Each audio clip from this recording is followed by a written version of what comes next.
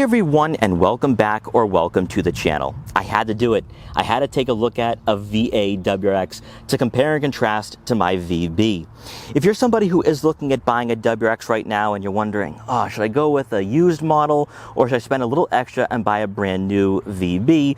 Well, you've come to the right place, because with the VA, we haven't done a lot of discussions on this car, and I want to see how far Subaru has taken the WRX nameplate just within one generation. Now, the model we're taking a look at is a 2016. It is a premium, which is perfect because my WRX is a premium as well. Aesthetically, it has been modified, so it has the sport grille with different badging, and the previous owner put on the wheels from the Limited, which didn't come equipped on the Premium, which definitely gives this car more of an upscale look and more of a fresher look as well. And then lastly, for the aesthetics, you also have the rear fog light as well, which I installed on my VB. And in this video, we're going to take a deep dive into the VA. We're going to check out what this generation provides, because fundamentally, it's polar opposite of the VB. It's the last WRX to not be built on Subaru's global platform. It also has a 2-liter turbocharged 4-cylinder engine as opposed to the 2.4 in the VB. But also, this car might be for a different type of buyer compared to someone looking at buying a VB. Now, before I get started, I want to give a huge shout and thank you to Infiniti of Nashua in Nashua, New Hampshire, for letting me come down here to check out the VA. I also want to give a huge shout and thank you to my good friend, Car Guy 1999 Reviews, for setting this up for me and having the VA ready for filming. I will leave their links in the description below so you can check out their extensive Infiniti inventory, but also you can check out my friend's car reviews that he does up here in the New Hampshire region. So if you're ready, then I'm ready. Let's take this VA to a quieter area on the lot and take a more in-depth look. So let's start off with the design of the VA, because what you see is going to dictate how it performs and how it feels on the road. And you're probably wondering, okay, Mike, we already know what the VA looks like. This car has been around for 10 years, so you don't need to go over this. Well, actually, we do, because there is one minor detail about the exterior and the way this car was designed and engineered that's going to make a world of a difference compared to the VB if you are cross-shopping the two. Because with the VA, there's no plastic cladding. That alone is a topic of discussion amongst WRX owners. Why VA owners will never go with the VB, because the plastic cladding makes the car look a bit too crossover-like. It looks very off-road. So no plastic cladding for the front and rear bumpers or the wheel arches. So the VA looks like the cars that preceded it. But Subaru has never really been a manufacturer that likes sticking to one design when it comes to the WRX. They're very revolutionary, and throughout the generations we've heard about how, oh, Subaru has ruined this car, what the heck have they done? But between the VA and VB, the delta between both generations is much wider than what preceded the VA. So one thing that never gets talked about is that the VA is about a ½ inch lower to the ground than the VB, which doesn't sound like a lot, but that's definitely going to change the on-road demeanor and even the seat positioning of both cars. If you're looking for a traditional sports sedan, the VA out of the box is going to feel like that. It's going to have that lower center of gravity. It's going to feel as though you're one with the pavement. Whereas with the VB, it's a bit of a different story. And also with the VB, because you sit higher up off the ground, because you are higher off the ground with that ground clearance, you feel as though you can take it off-road. The WRX today, in essence, really fits in with what Subaru is trying to do, being an off-road worthy brand. And the WRX gives you that with its ground clearance and off-road capability, but also at the end of the day, it's still a sports car. Because the VA is the last of its kind, it is aging rather gracefully, especially with the full paint finish. But also, it's going to draw in a buyer who doesn't want to have to go with the VB and then order the color matching fender flares from Aeroflow Dynamics, and maybe even go to a body shop to paint over the rear bumper. This would be a better choice and less hassle. But also, if you are looking at buying a used car, from a design perspective, this will still draw attention when you pull up to a car show or pull up to a red light. Then taking a look inside, you are greeted by sport cloth seats that are manually adjustable, so no major changes here between the VB generation for the premium trim and the VA. What I will say though is that these seats do provide a decent amount of support and cushioning. Also, very aggressive bolsters for a trim like this.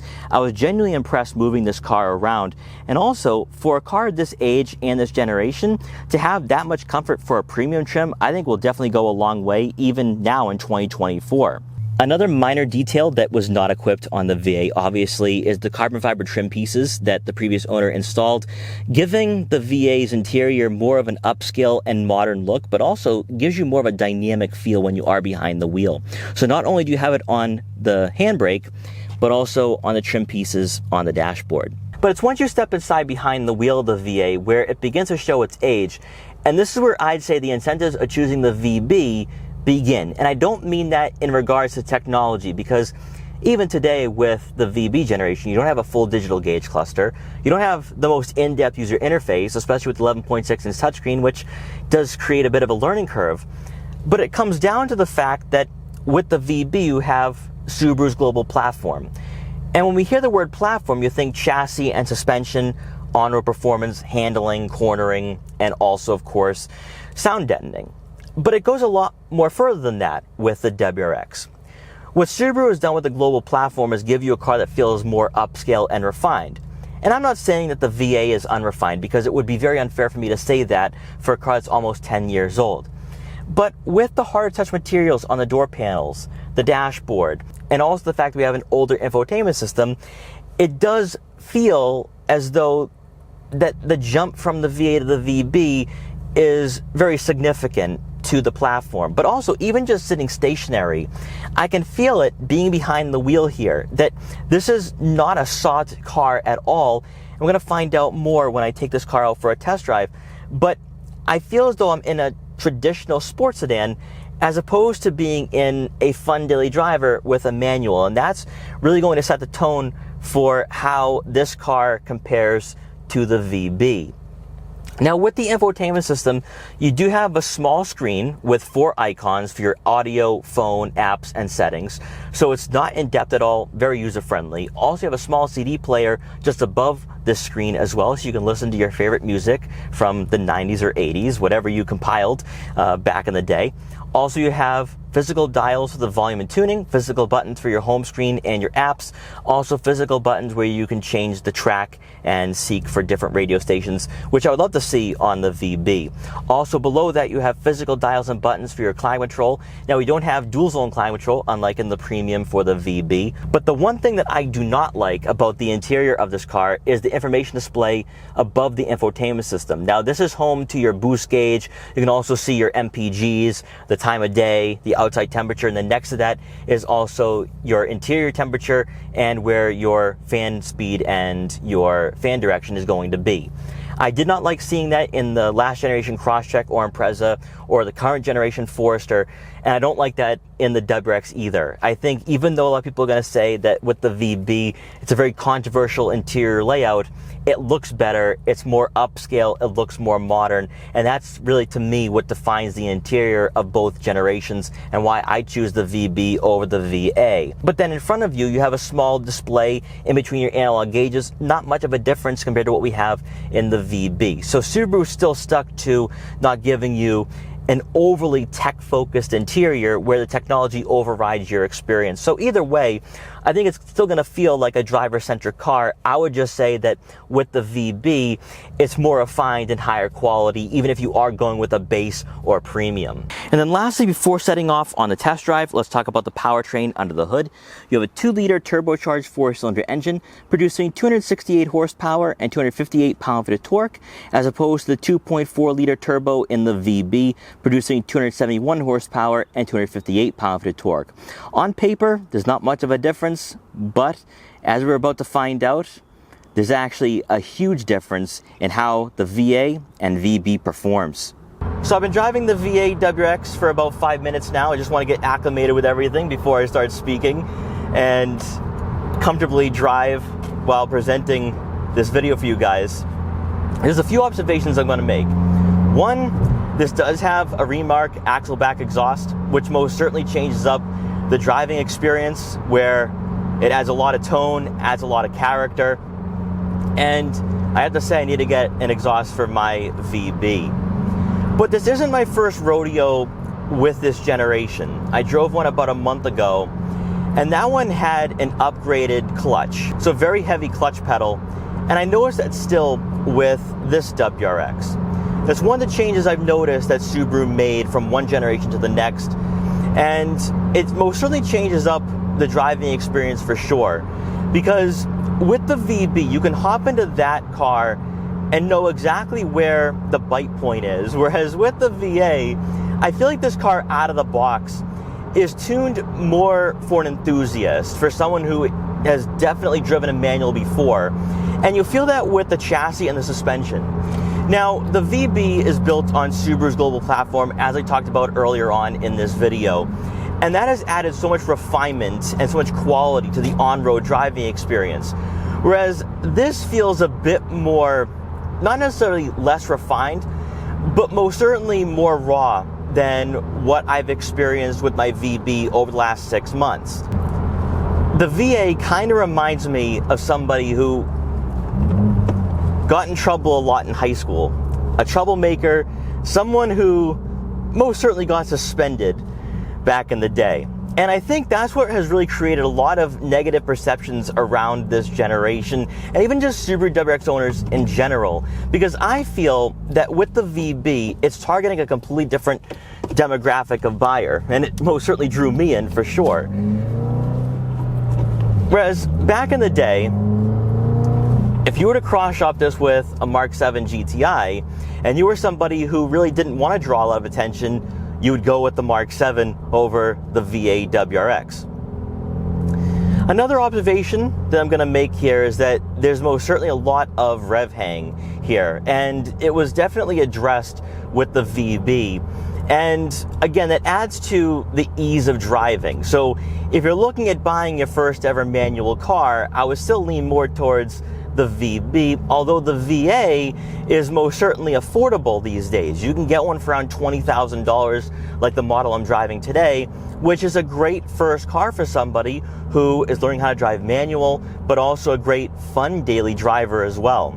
Also, another major difference that I'm feeling here is the seat positioning. So one of the complaints that I have with the VB is that I feel like I'm sitting on top of the chassis, that for a sports sedan, I feel like I'm driving a lifted car. I feel like I'm driving something similar to the Crosstrek. The VA, you feel very connected to the chassis and the suspension, and your seat positioning, you feel like you're one with the road. And that's one of the reasons why I kind of like this generation, because for its price point, for the market that it's in, this is definitely for the type of driver looking for something more raw, and also a car that makes you feel more connected to the overall driving experience.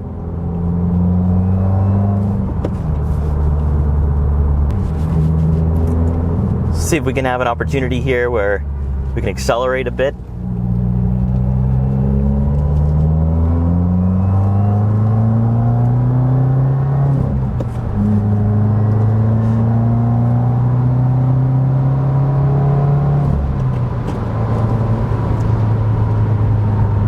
What I will say is that the 2.4 is most certainly quicker than the 2-liter. But the 2-liter's power delivery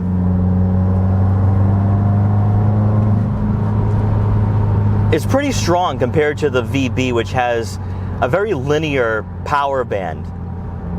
And I can totally see why somebody who owns a VA might not feel compelled to choose a VB. It's a completely different experience. The two generations are nothing alike. The mannerisms, the characteristics.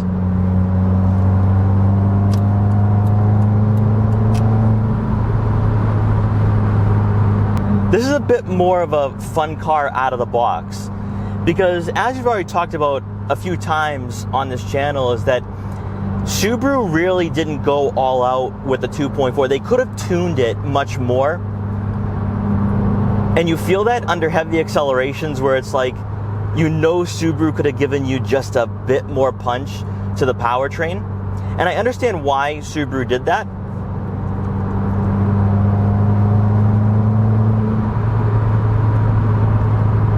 But for a Subaru loyalist and somebody who has owned WRXs in the past, you're definitely going to notice that if you hopped in from a VA to a VB, two completely different cars.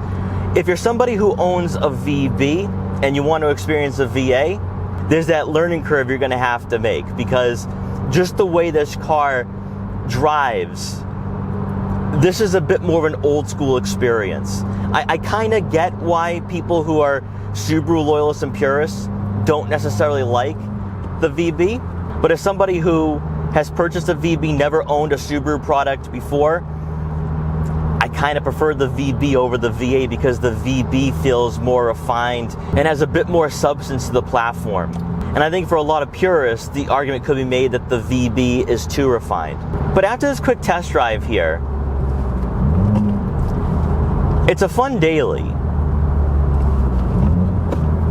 but most certainly a different experience.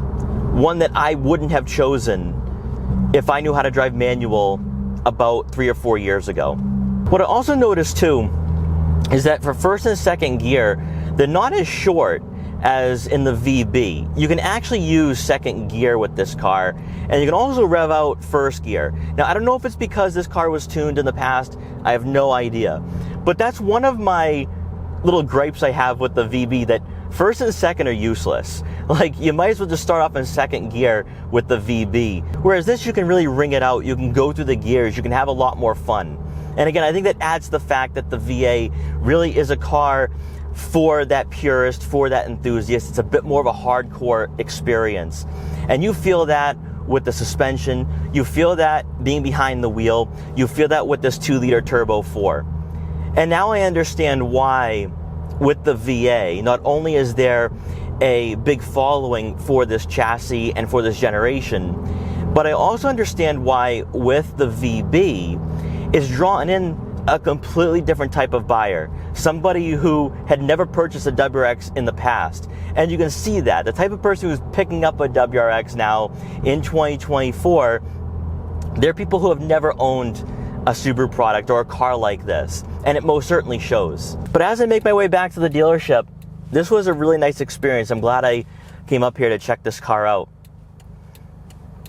It kind of reinforces my decision to go with the VB over the VA, especially if you're somebody who is looking at buying your first ever manual car.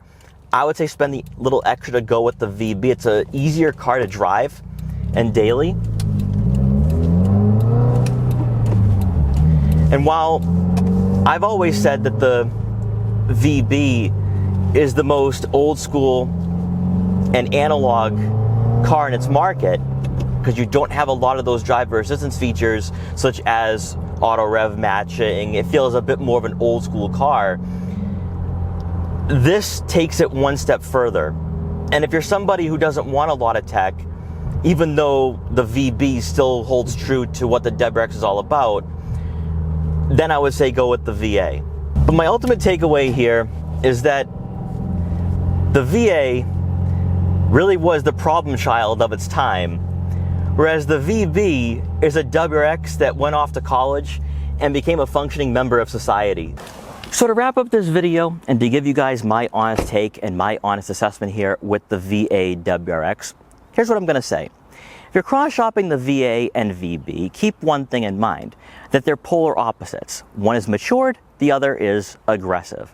And I can't believe I'm saying this now because I'm now in my 30s, but I feel like the VA is designed for a younger buyer. That this car, in a way, abuses you with the heavier clutch, even the suspension, but also the 2-liter 4-cylinder engine isn't as refined, isn't as linear as the 2.4 that I have. I think from a VA owner's perspective, they're gonna say the VB is too soft, and I understand that now. I understand the disconnect between older WRX buyers and current VB owners, because the differences are pretty vast. And I think you could look at the VB as being a completely different entity. And again, a lot of it is because it's built on Subaru's global platform. That alone is going to change up everything. But with the heavier clutch, this to me just isn't dailyable at all. This feels more track focused. I feel as though that if I was to take this car out to a track or maybe go autocrossing, that I'm gonna have a lot of fun with it. I'm also gonna have a lot of confidence. Whereas with the VB, I'm gonna have to do some modifications to get that same experience. And that is not a bad thing at all. The VB is softer, it is dailyable, it is more comfortable. It's a fun daily driver with a manual that isn't going to be something that will abuse you over time. I think you can go 30, 40, 60,000 miles and still be in love with it. Whereas with the VA, you know, even after 30 minutes, I'm like, I'm done. I don't want any more of this. I've experienced enough. And I think that is ultimately why, if you are somebody who is older, you still want to drive a manual, you still like having 3 pedals, the VB is the better choice. If you're somebody who is younger, somebody who is more enthusiast focused, also somebody who wants more of a raw experience, that's where you're going to love the VA. And I think the VA is going to really appeal to somebody who wants to fully modify their car and personalize it. Whereas the VB, you can keep that stock and you're going to be very happy. Although with the VB, there is a lot of personalization with that platform and there's a lot of potential as well. So both cars had their pros and cons. You have to weigh them at the end of the day. But as a VB owner, I would choose the VB 10 out of 10 times over the VA. But again, if you're somebody looking for a different style of driving, you want that aggressiveness, you want a car that really puts you on the edge of your seat, that's where you're going to like the VA. So guys, I hope you enjoyed this video. If you did, please like, comment, share, and subscribe for more. Also let me know in the comment section below what you think about the VA or VB WRX and which one you chose at the end of the day. But guys, once again, thanks so much for watching. Take care, and I'll see you guys next time.